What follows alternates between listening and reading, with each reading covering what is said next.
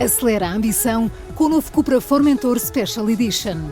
Um híbrido plug-in de 204 cavalos com até 126 km de autonomia elétrica por 33.490 € mais IVA para empresas e ENI.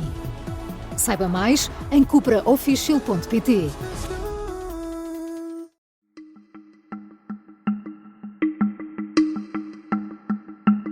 Esta é a história do dia da Rádio Observador. Mortos e pilhagens. O que se passa em Luanda?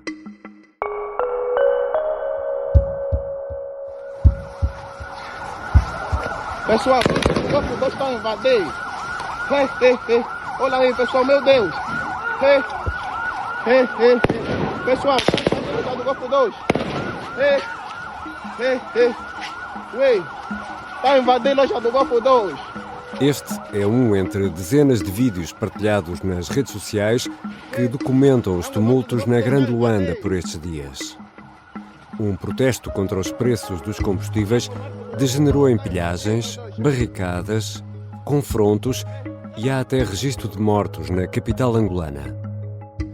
Podem estes tumultos ter consequências políticas? É sobre o que se está a passar em Angola, em particular em Luanda, que vou conversar com a editora executiva do Observador, Dulce Neto, que acompanha a atualidade angolana. Eu sou o Ricardo Conceição e esta é a história do dia, de quarta-feira, 30 de julho.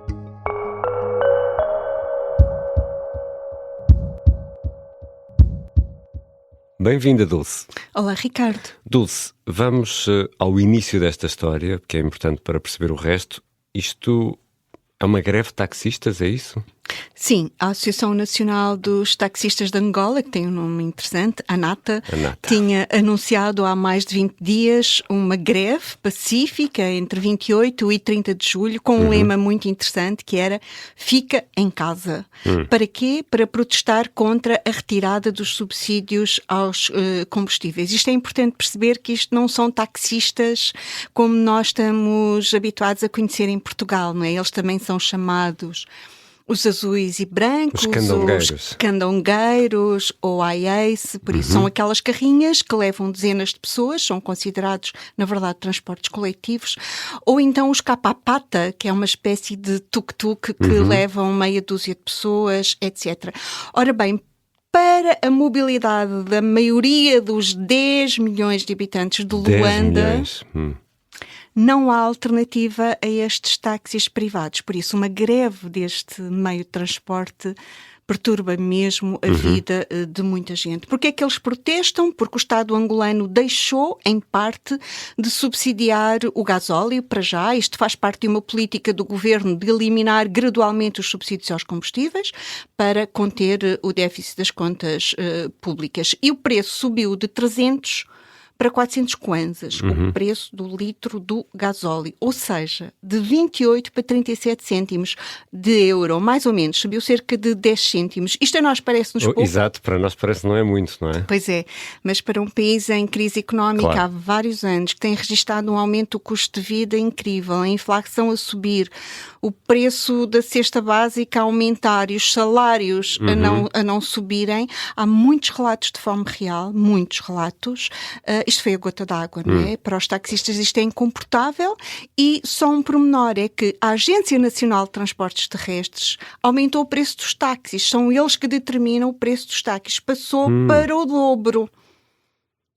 Por isso, isto acaba por ser mesmo um problema. Em Luanda, cidadãos com o salário mínimo não conseguem pagar os transportes. Não conseguem trabalhar. Alguns chegam a gastar até 44 mil kwanzas por mês em deslocações, isto é, mais de metade do salário mínimo oficial. Mas, entretanto, esta greve não foi desconvocada? Olha, está uma grande confusão. É sim e não a minha resposta. Sim, a Associação Nacional de Taxistas de Angola, após negociações com o Governo Provincial de Luanda, que ontem estava preocupadíssimo, nesta segunda-feira, não é? Recuou. E ainda nesta segunda-feira demarcou-se dos atos de violência e anunciou o cancelamento da greve. Mas a Associação de Taxistas de Luanda manteve a greve para os 3 dias previamente marcados, apesar de condenar o vandalismo do primeiro dia. Ou seja, nesta terça-feira a greve mantém-se em Luanda. E este primeiro dia coincidiu com pilhagens, com tumultos, um pouco na grande Luanda, nos bairros periféricos de Luanda. O que é que aconteceu? Não foi só nos bairros periféricos de Luanda, também houve na dentro da cidade, inclusive dizem-me que na Baixa. Primeiro foram as barricadas, os pneus queimados, os contentores do lixo, os troncos de árvores a arder, os táxis impedidos de circular. Há vídeos incríveis em que se vê, vêm-se pessoas a tirarem o condutor de um capa-pata, o tal tuk-tuk que eu te falava há pouco, o homem caído no chão, o veículo a embater num outro em frente, as pessoas a serem enxutadas ou a fugirem lá de dentro, há autocarros apedrejados com as pessoas cheias de medo, acocoradas no chão, há carros tipo Uber impedidos de circular por multidões ou obrigados a recuar, por exemplo, no bairro Nova Vida, onde houve muitos problemas, vê-se mesmo um carro amarelo a recuar e depois a ganhar velocidade e a ir contra a multidão, mandando ao ar pelo menos 2 pessoas. Houve uma pessoa ferida na boca, no bairro Golfo II, no bairro Calemba II também houve muita confusão, perto da Avenida 11 de Novembro também. Há relatos de tiros na Baixa de Luanda, por exemplo. Há um vídeo muito engraçado em que se vê as pessoas a pararem um caminhão e a entrarem lá para dentro para poderem chegar ao seu destino, porque elas não tinham como ir trabalhar. Algumas caminharam longuíssimas distâncias. Porque no meio disso tudo, houve pessoas que foram trabalhar ou tentaram ir trabalhar. Sim, vêm-se filas imensas. E ficaram sem transporte. Ficaram sem transporte. Para esta terça-feira já houve mais precaução, não é? Ficaram em casa, muitas empresas fecharam e ficaram em teletrabalho. E depois o pior foram as pilhagens, não é? Foram as pilhagens, porque, e aí os vídeos também são impressionantes, vêm-se pessoas a arrombar portas, a partir vidros e a saquear completamente supermercados, deixando as prateleiras vazias. A polícia, num primeiro balanço, que foi feito já esta terça-feira de manhã, fala em 45 estabelecimentos comerciais vandalizados, mas ninguém acredita muito nisto. E as lojas, os bancos, o centro comercial Belas, que fica, por exemplo, numa zona onde muita elite angolana vive, a Talatona, foram encerrados. Já regressamos à conversa com Dulce Neto, editora executiva do Observador, e estes tumultos em Luanda podem ter consequências políticas?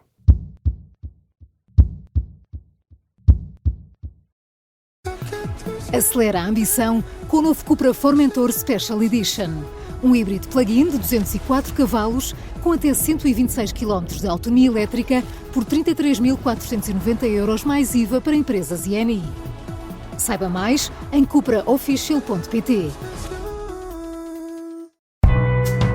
Os jornalistas, também armados em detetives, começaram também a fazer as suas investigações. Esta é a história do ano em que 2 grupos terroristas internacionais atacaram em Portugal. Um comando paramilitar tomou de assalto uma embaixada em Lisboa e uma execução sumária no Algarve abalou o Médio Oriente. Chamei e disse: doutor, encontramos a arma. Episódio 2. O terrorista do quarto 507. 1983, Portugal à queima-roupa. É uma série para ouvir em 6 episódios que faz parte dos Podcast Plus do Observador. É narrada por mim, Vitória Guerra, com banda sonora original dos Linda Martini. Os Podcast Plus do Observador têm o apoio da Kia. Estamos de regresso à conversa com a editora executiva do Observador, Dulce Neto, que acompanha a atualidade angolana. Dulce, e há também registro de centenas de detenções e pelo menos 4 mortos, pelo menos à hora a que estamos a gravar esta conversa. É o número mais atual. Sim, o balanço provisório da polícia apontava para 500 detidos, mas este balanço vai seguramente aumentar, porque nessa mesma conferência a polícia dizia que iam continuar as detenções, até porque as pilhagens não pararam no segundo dia de greve esta terça-feira. A confusão nesta terça-feira existe em locais que não foram atingidos ontem, por exemplo, há registros no Kikolo, no bairro Sapu, na Comarca, que é a estrada que leva ao Cacoaco. Os jornalistas da agência Lusa viram uma multidão reunir-se para atacar um supermercado da cadeia Angomart, que já esta segunda-feira tinha tido algumas das suas lojas pilhadas. Vídeos partilhados nas redes sociais mostram tentativas de invasão ao mega centro comercial Cidade da China. e continuam barricadas improvisadas com pneus a arder nas principais vias de acesso de Luanda, e estão a chegar também relatos de problemas no Huambo. E os angolanos e os 10 milhões, como disseste há pouco, Dulce, que vivem na zona da Grande Luanda, enfrentam, percebemos e sabemos isso, condições de vida muito precárias. Tu estiveste em Luanda já várias vezes. Estes tumultos, Dulce, daquilo que conseguimos perceber, são uma espécie de libertar de uma pressão, de uma panela que pode um dia vir a rebentar? Bom, há muito tempo que muitas vozes alertam para este barril prestes a explodir em Angola, não é? Já o faziam em 2022, estamos em 2025. Mas as condições têm de facto piorado. Há relatos, como dizia há pouco, de fome real, de pessoas a alimentarem-se nos caixotes do lixo. Pior é que ele já existiu em 2022, estes relatos, quando João Lourenço foi reeleito, não é?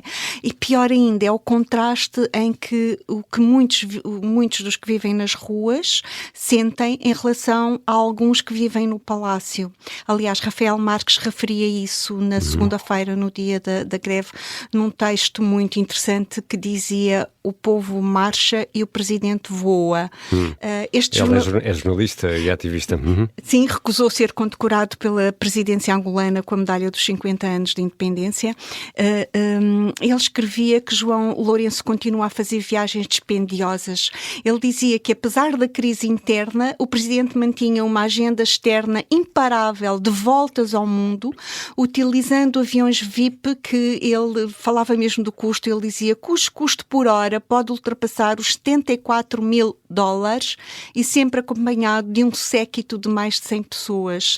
E curiosamente, João Lourenço regressou a Luanda de uma visita de 3 dias a Portugal, no dia em que eclodiram estes protestos. Exatamente, na segunda-feira. Mas então ele dizia que esta dissonância entre os gastos de luxo do presidente e do seu governo e a emergência interna e os problemas internos agravam a frustração popular.